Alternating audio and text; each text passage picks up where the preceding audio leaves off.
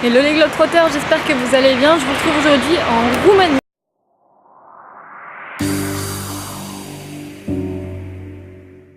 Donc pour vous faire le bilan de la Roumanie sur plusieurs points, j'ai listé comme points les transports, le logement, les spécialités culinaires, les activités, le budget, mes attentes et mes surprises. Donc au niveau des transports, je pense que ça fait partie de mes surprises également. Quand j'avais fait mes recherches, je m'étais rendu compte que la Roumanie c'était un pays qui s'ouvrait énormément sur le tourisme et que ça allait être un des pays où j'allais payer assez cher pour tout ce qui est nuit d'hôtel, d'hostel, donc en auberge de jeunesse, tout ça. Et j'ai été super surprise parce que ça n'a rien à voir avec tout ce que j'ai lu. Pour vous donner un exemple, quand je me suis rendue de Bucarest à Brașov, donc deux villes complètement pas opposées mais pas à la porte à côté, ça m'a coûté 15 € le train.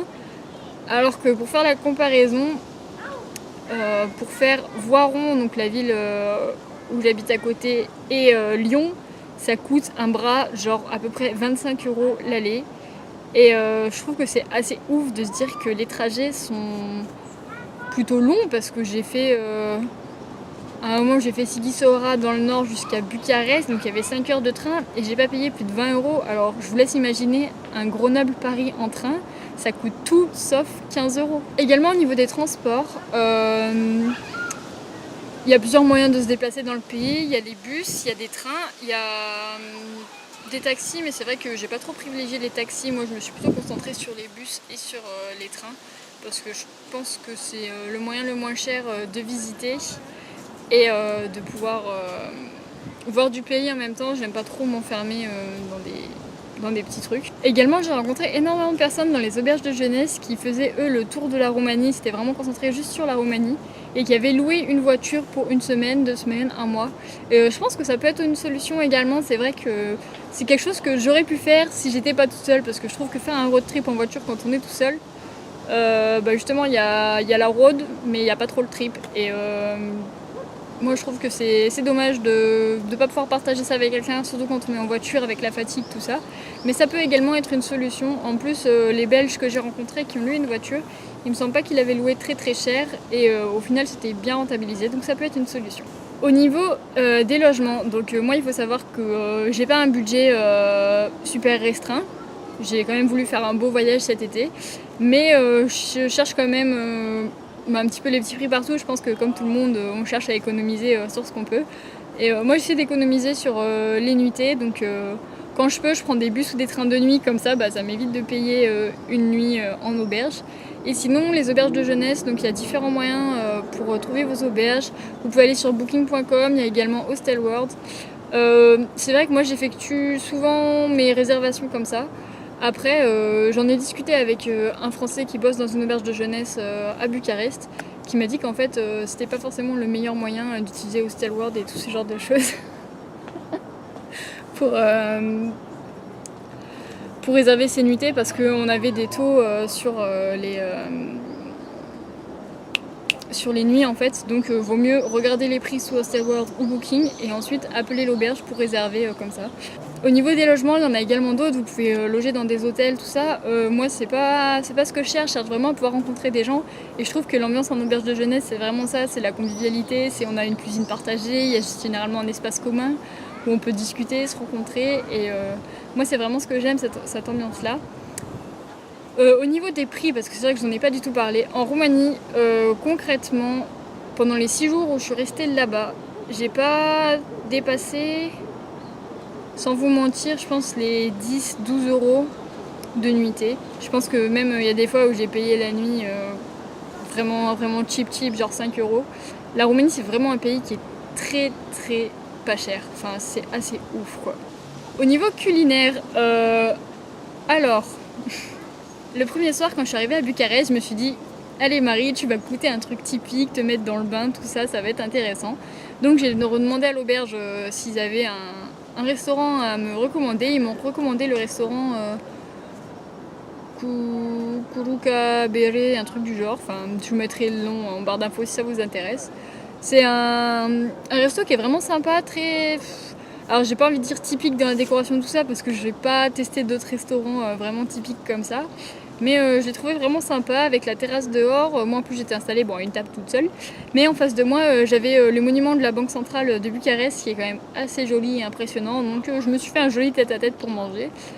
Au niveau de la bouffe, concrètement ce que j'ai mangé, je vais pas vous cacher, c'est pas des top chefs en cuisine en Roumanie, ou alors je suis vraiment pas tombée au bon endroit. Ce qui me surprendrait parce que c'est vraiment l'endroit que tout le monde recommande même sur internet. Et que les Roumains mangent toujours là-bas, j'ai l'impression qu'ils ont l'air de kiffer ce qu'ils mangent.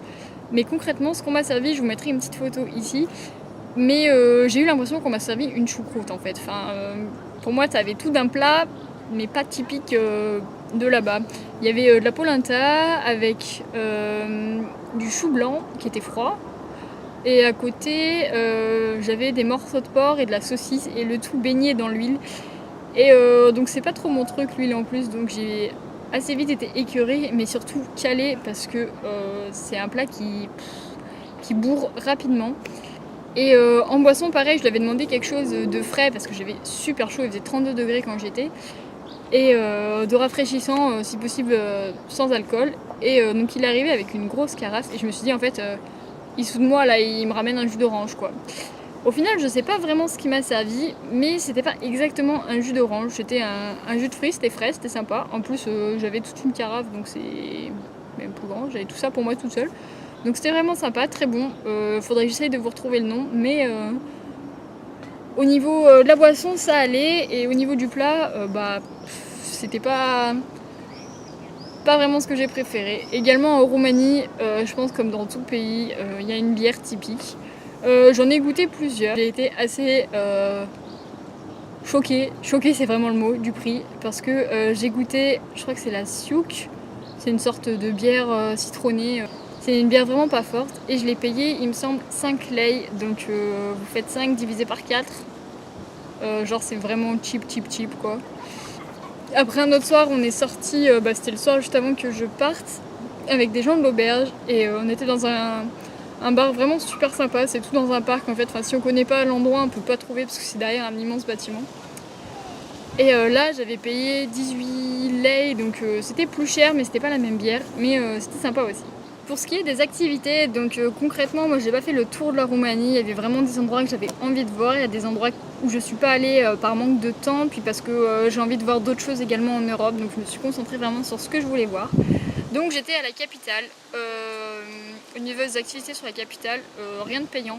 En fait, vous pouvez visiter la ville à pied, ce que j'appelle moi le city tour. Après, vous pouvez également faire ça. Il y a des city tours, je crois que c'est 2-3 fois par jour, où c'est des volontaires qui viennent pour vous faire visiter la ville. Donc ça dure entre 1h30 et 2h30. Et c'est complètement gratuit. Bon, après, c'est quand même assez recommandé de leur donner une petite pièce à la fin pour le temps qu'ils ont passé avec vous et pour les remercier. J'ai pas encore testé, je vais tester moi demain ici à Plovdiv parce que j'ai envie de changer un peu puis de voir du monde et que quelqu'un me raconte aussi l'histoire de la ville parce que à chaque fois je check sur mon téléphone et je trouve que c'est plus sympa d'être en contact avec quelqu'un. Concrètement Bucarest c'est sympa mais on en a vite fait le tour. Moi j'avais réservé une journée et demie pour visiter la ville et concrètement quand je suis arrivée à 13h de l'avion, je me suis posée à 15h à l'hostel. Je me suis posée, quand je vous dis c'est 10 minutes, quand je me pose c'est pas très long. Et après je me suis dit je vais faire un petit tour de la ville pour repérer. Et en fait je suis partie donc à 16h, 15h30, 16h.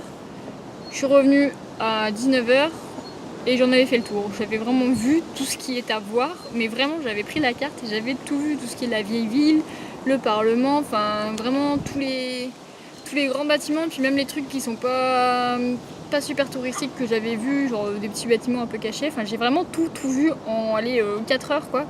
Et je me suis dit merde Marie, en fait demain tu vas faire quoi?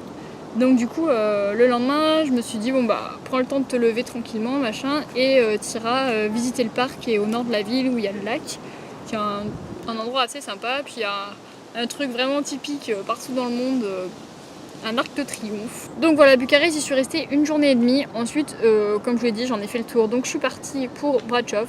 À la base, c'était pas du tout prévu que je bouge. Moi, ce que j'avais prévu, c'était de rester à Bucarest et de faire les allers-retours en bus ou en train. Je me suis juste rendu compte que j'allais me taper à peu près des allers-retours de 5 heures à chaque fois et que c'était complètement déconnant. Donc on m'a recommandé d'aller à Brasov. Et je me suis dit super, c'est une petite ville, je vais pouvoir rien y faire, même si c'est près des autres trucs. Est-ce que ça vaut vraiment le coup? Et oui, ça vaut vraiment le coup. Brasov, c'est sûrement une des villes que j'ai préférées pendant mon trip en Roumanie, c'est vraiment une ville, c'est tout petit. Concrètement, c'est pas une capitale, c'est loin une très très grande ville, c'est plus une ville-village. Un peu comme Voiron vers Grenoble, je sais pas si vous voyez. Et j'aime bien parce que c'est assez resté authentique.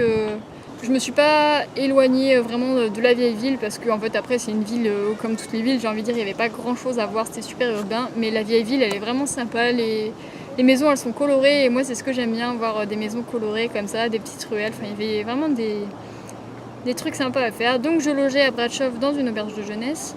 Et après, je faisais les allers-retours, donc je suis allée au château de Bran, donc qui est le célèbre château de Dracula. Donc ça m'a coûté 35 lei, donc en fait à chaque fois vous divisez par 5. Pour la Roumanie, le château de Bran, il est à 35 lei, plus j'avais pris un audio guide pour pouvoir écouter en français les informations. Et en gros, ça m'a coûté 8,75 €. Donc je trouve que c'est vraiment pas cher pour visiter un monument. Après c'est vrai que c'est une légende, hein, Dracula. Ils cultivent le truc, c'est vraiment the lieu touristique là-bas à Bran. Mais je trouve que 10 € pour voir un truc légendaire, c'est plutôt pas mal. Et ensuite, de Bračov, je me suis rendue à Sighisoara, qui en fait est la plus belle ville que j'ai vue en Roumanie. C'était la ville dont j'avais le plus d'attentes. En fait, je vous dis une ville, c'est pas du tout une ville, c'est un petit village. Pareil, je suis pas allée dans le milieu urbain, je suis directement allée dans la vieille ville. En plus, j'étais avec un ami que j'ai rencontré en auberge de jeunesse, un Italien. Et on a visité la ville ensemble, on s'est retrouvés dans le même bus, donc on s'est dit on va pas être con, hein, on va pas visiter chacun de son côté, on va le faire ensemble. Et c'était vraiment sympa, des ruelles complètement pavées, avec des maisons ultra colorées. Et Sighisoara, je pense que c'est vraiment mon meilleur souvenir en Roumanie. Donc au niveau du budget, je vais pas vous mentir, je vais vous dire les choses réellement, je viens de vérifier dans mon carnet.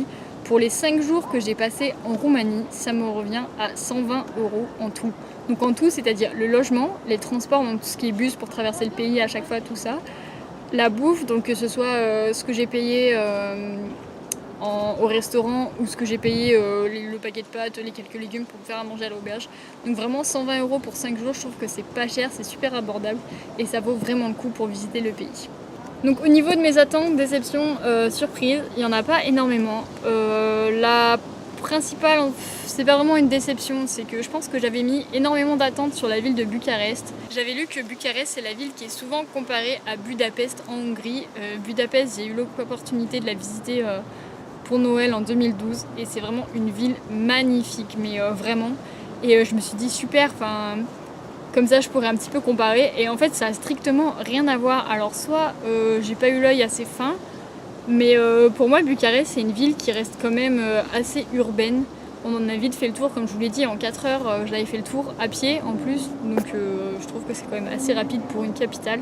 Bucarest, ouais, je m'attendais peut-être à une ville un peu plus typique, avec plus de bâtiments de l'époque soviétique. Donc, il en reste encore quelques-uns, hein, je vais pas vous mentir. Mais j'ai été assez surprise, ça s'est vraiment développé. Alors encore heureux pour eux que ça se soit développé. Mais du coup on passe d'énormes buildings à un bâtiment soviétique, à des bâtiments complètement délabrés qu'on a l'impression qu'ils sont abandonnés. Mais du coup j'étais assez... peut-être un petit peu déçue de Bucarest. Après c'est vrai que ça reste une capitale, une grosse ville. Et moi c'est pas trop ce qui m'intéresse, les grosses villes. Là par exemple je suis à Plovdiv. J'avais vraiment peur que ce soit une grosse ville comme Bucarest. Et comme vous voyez autour de moi, il y a du vert, il y a des arbres, enfin, c'est vraiment génial.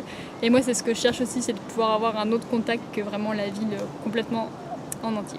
Donc voilà, c'en est tout pour mon petit bilan de la Roumanie. J'ai sûrement oublié énormément de choses. Comme je vous l'ai dit, je vous dis un peu les choses comme ça sur le qui-vive.